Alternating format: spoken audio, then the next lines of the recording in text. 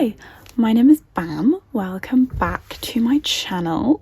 Once again, a late video because it was Christmas and I took a little bit of impromptu time off to just chill out after finally kind of finishing sort of my year of work. If you can hear noises in the background, it's raining and there are cars outside, but I don't know how much of that is picking up on this microphone, the microphone of my phone, that is.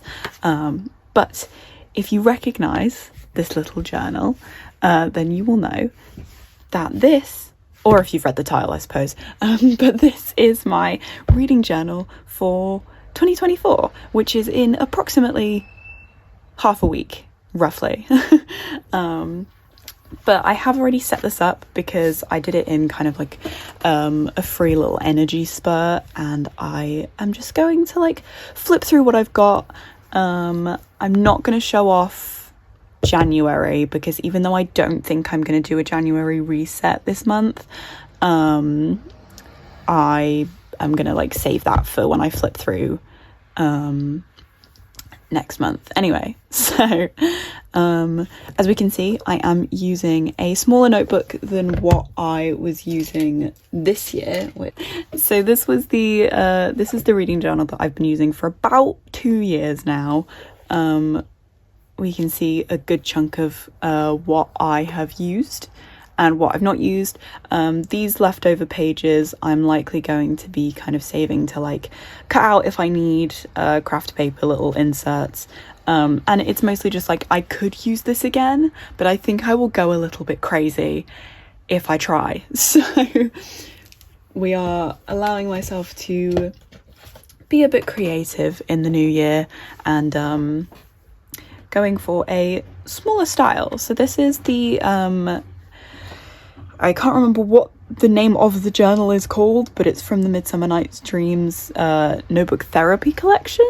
And it's the traveller size notebook, hence the little elastic. It's got really cute little sprayed edges, and it's noticeably smaller than the last journal I've used, but I kind of wanted to give myself a little bit of a challenge to see what I can kind of work with. So we'll get kind of right into it.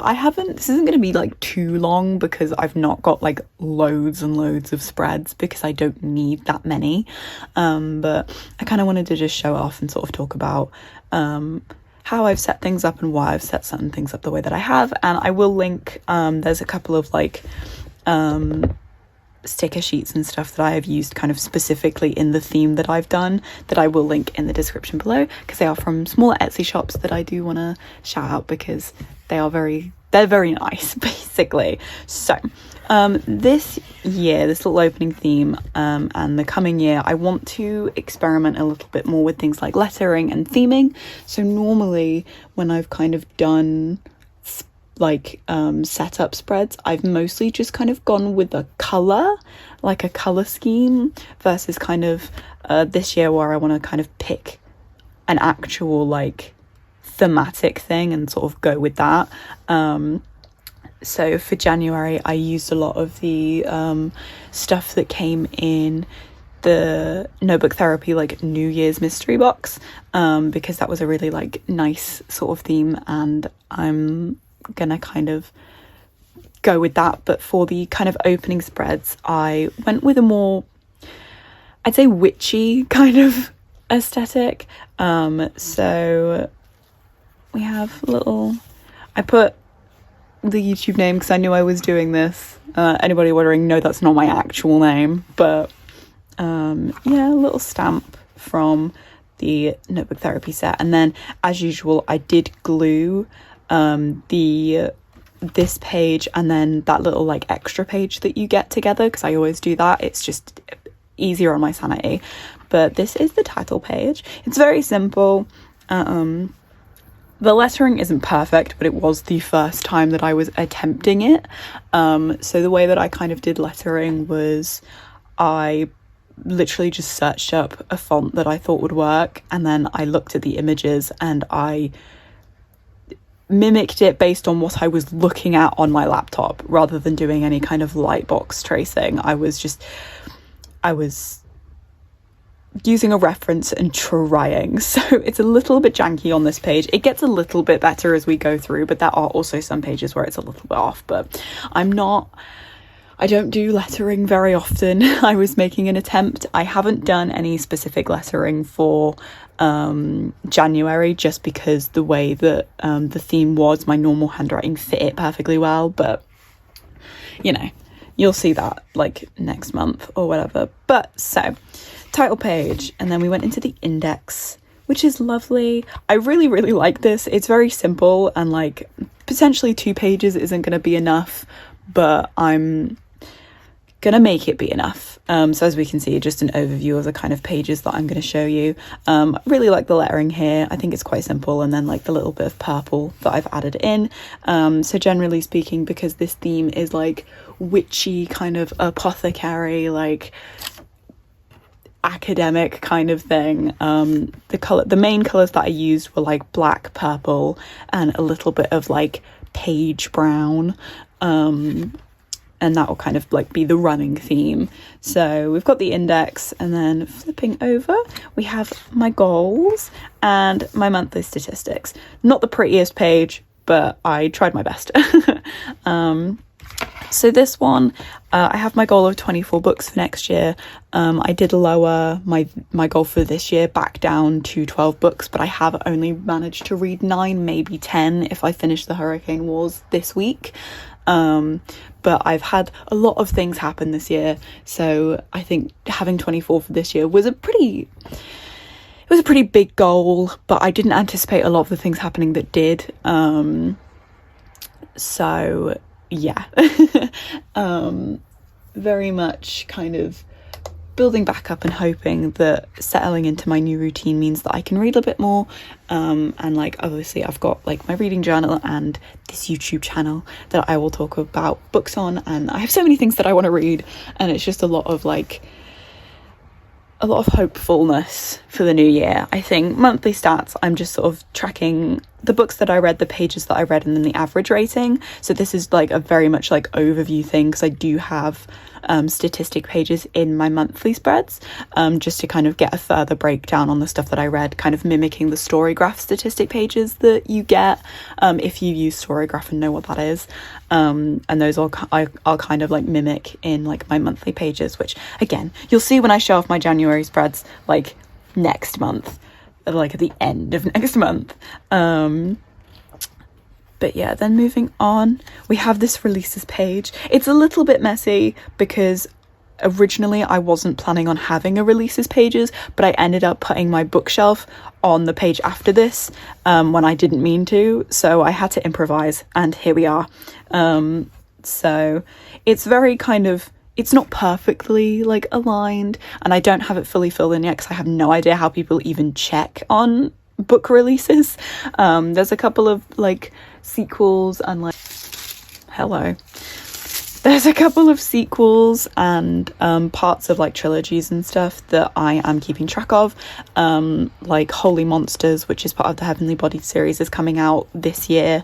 Not that I've finished Fallen Stars yet, but I want to keep track of when Holy Monsters comes out so I can get it, because I am planning on getting the paperback, even though I shouldn't, but I need to keep up my little collection of first editions.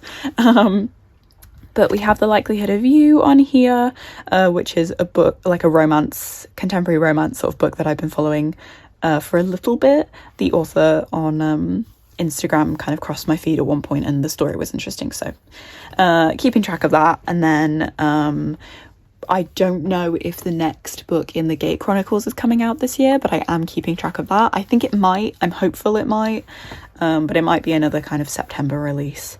But I'll kind of add to this as I find out more about certain books. Obviously, I think Axio's like The Floating World was set to come out this year, but it's sort of been pushed back to 2025, which valid. I mean, I'm really looking forward to that one because I really love The Girl Who Fell Beneath the Sea, but I can wait. I'm very patient because I'll probably forget that it's coming out and then it'll scare me, but...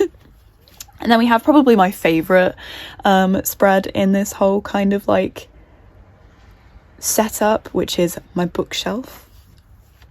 Here she is. I have the bookmark because I need to come back to this regularly. So this is the first kind of like I guess like decorated like thematic kind of bookshelf that I've done, because in my previous journal I literally just did like square bookshelves, and like fill it in that way. But for this one I kind of wanted to be a bit more adventurous with it and a bit less blocky, and this like witchy sort of sticker sheet by Lunaria on Etsy was a really big inspiration for the theme that I actually went with. Lunaria also did this angel statue sticker, and these little book stickers. These are from a different artist whose name I can't remember off the top of my head, and I feel really bad about it. But again, I'll link kind of both of their shops in the description down below, so you can go and check them out if you kind of want any of these. So this is kind of like a witch's sort of apothecary kind of thing, and we have like this little menu over here, and this year I'm going to be colouring in the books based on genre, and by that I mean like primary genre. If it's like a couple of genres, I don't know what I'm going to do with that, but yeah, so I'm kind of going with the base genre, generally speaking, with classics being its own genre, because then there would just be loads of literary fiction. But yeah, I wanted to kind of add a bit more colour, so I'm very much going with kind of like a red, blue, purple kind of theme with it, with a little bit of green, and I'm doing that because it means that my bookshelf is likely going to be a bit more colourful than if I do what I did the last couple of years, where I was tracking new reads, rereads, like graphic novels and mangas and stuff. So I'm kind of I wanted to be a bit more kind of scattered and rainbowy by the end of it, rather than kind of blocks of one colour, because a lot of the books that I read are new reads, though I am planning on doing a couple of rereads next year for my own comfort. But yeah, so this is my bookshelf. I really like it. I'm really proud of it. I like how it turned out, ignoring this bit which is slightly wonky, but I put like a stamp there that didn't end up kind of working the way I wanted it to, so I sort of scribbled it out as much as I could with my white gel pen and then covered it with a sticker. So that's why that's like that. But otherwise, I think I really like it. It's simple, it's silly, but it's very, I don't know, it's cozy. I like it. And then we have my book bracket, which is my hopeful that I'll read more than one book a month sort of thing. I kind of did it very scattered. It's not perfect, but it's kind of the best that I could do with the first book bracket that I've ever kind of made. Again, with little scatterings of the usual like colour scheme that we've got going. I think I could have alternated shadows in these like boxes and stuff, but I ended up just committing to the purple and I can't go back now, so here we are. And then after that is my series tracker, which I really like. Simple but effective, I think. I added this little border when it was looking a little bit like empty, and I think it kind of helps bring it together. We've got this little like sword sticker on the side, the burnt kind of paper at the bottom. There's plenty of space for me to track series, and yeah, very simple, but I like it. And we've kind of got the scatterings of other things here. These are just the series that I know I'm tracking, but I obviously do have more on my shelf that I need to kind of add in, but I'm not going to add them in until I actually start reading them. So yeah. And then we have the last two spreads. I know, coming to a close so soon.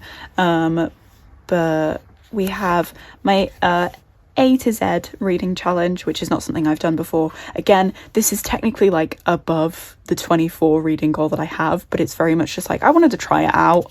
And then we have the Epic Reads 2024 challenge, which I spaced out poorly and have this little extra insert because that's the best way that I could do it.